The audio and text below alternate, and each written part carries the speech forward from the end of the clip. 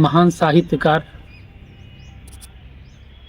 प्रेमचंद ने गोदान की रचना की है। यह उपन्यास प्रेमचंद की संवेदनशीलता को दिखाता है कि वो ग्रामीण अर्थव्यवस्था, विशेषकर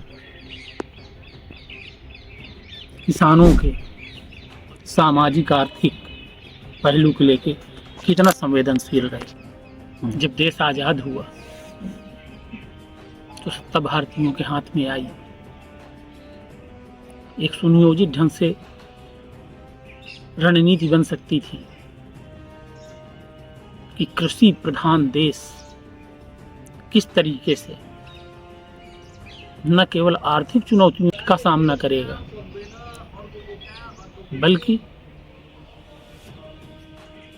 जो सामाजिक चुनौतियां हैं उनका भी समाधान मिल पाएगा।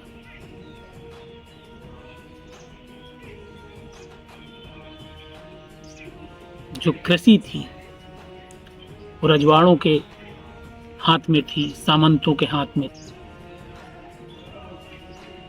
कृषि भूमि का जो वितरण है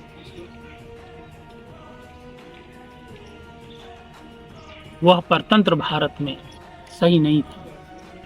जब देश आजाद हुआ तो विडंबना देखिए कि समाज के बहुत सारे वर्ग थे जिनके पास न तब 1 इंच जमीन थी, न आजाद भारत के 75 साल हो जाने के बावजूद भी 1 इंच जमीन है।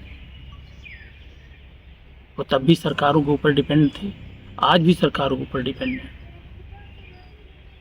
और आज भी जो जमीनों का वितरण है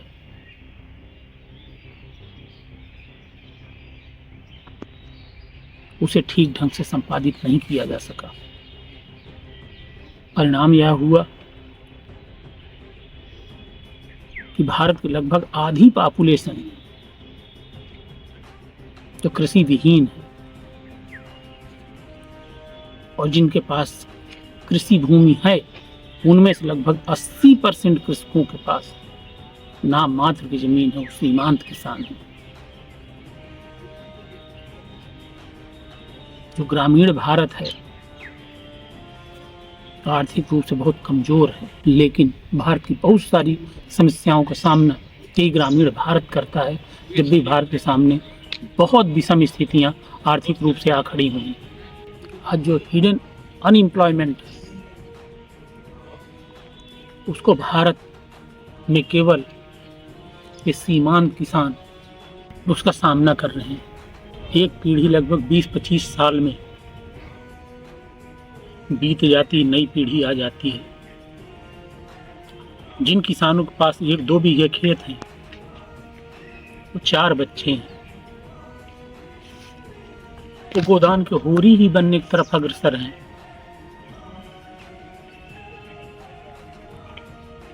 भारत की सरकारों ने ग्रामीण अर्थव्यवस्था पर बहुत ध्यान नहीं दिया, उसकी मजबूती पर बहुत ध्यान नहीं दिया, उनकी मजबूती के लिए बहुत अच्छी पॉलिसीज नहीं बनाई।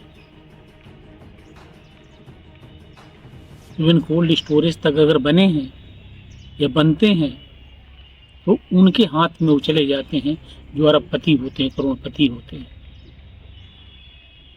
शायद 1% भी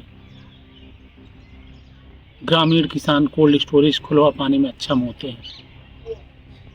कैसी विडंबना है कि लगभग सारे के सारे रास्ते रोक दिए गए।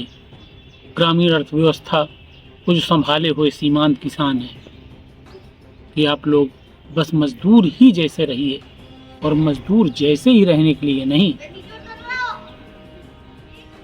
समय यह सुनिश्चित कर देगा कि सभी जो सीमांत किसान हैं उनके बच्चे हैं वो गोदान के होरी बन जाएं और कृषि मजदूर के रूप में सड़ांध भरे माहौल में जीने के लिए बेबस हो जाएं। धन्यवाद। जय हिंद।